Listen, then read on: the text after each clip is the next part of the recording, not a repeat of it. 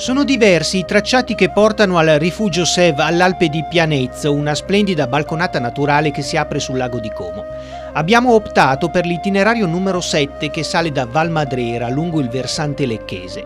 Raggiunta la località Belvedere, abbiamo lasciato l'auto in via San Carlo Borromeo. I posti a disposizione sono limitati ed è meglio fare attenzione ai divieti. Ci si incammina su una stradina acciottolata che quasi subito porta alla Cappelletta VARS, Valmadrera Associazione Ragazze Sportive. Non si fa altro che immettersi a destra sul sentiero numero 7 che sale nel bosco tra il Corno di Canzo Orientale, il Corno Rat e il Monte Moregallo. Si prende quota regolarmente nella valle di Sant'Antonio, l'itinerario è ben segnalato ed è impossibile sbagliare pur in presenza di varie diramazioni. L'escursione tra la tipica vegetazione prealpina è caratterizzata dalla presenza di casote e caselli del latte, le prime piccole strutture in pietra utilizzate come riparo dai contadini in caso di maltempo o come deposito per fieno e attrezzi. Le seconde servivano invece per la stagionatura dei formaggi.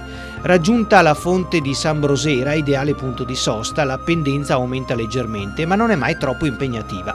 Prendiamo quota raggiungendo, avendo sulla sinistra la parete rocciosa del Corno di Canzo Orientale, la bocchetta di Moregge a 1110 metri.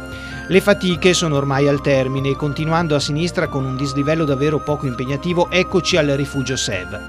Per la discesa il consiglio è quello di lasciarsi guidare dal segnavia numero 4 che, passando dalla bocchetta di Luera, scende alla sorgente acqua del Fo e per la Val Gatton conduce alla bella località di San Tommaso, con il ristoro e la chiesetta affacciati sui laghi della Brianza.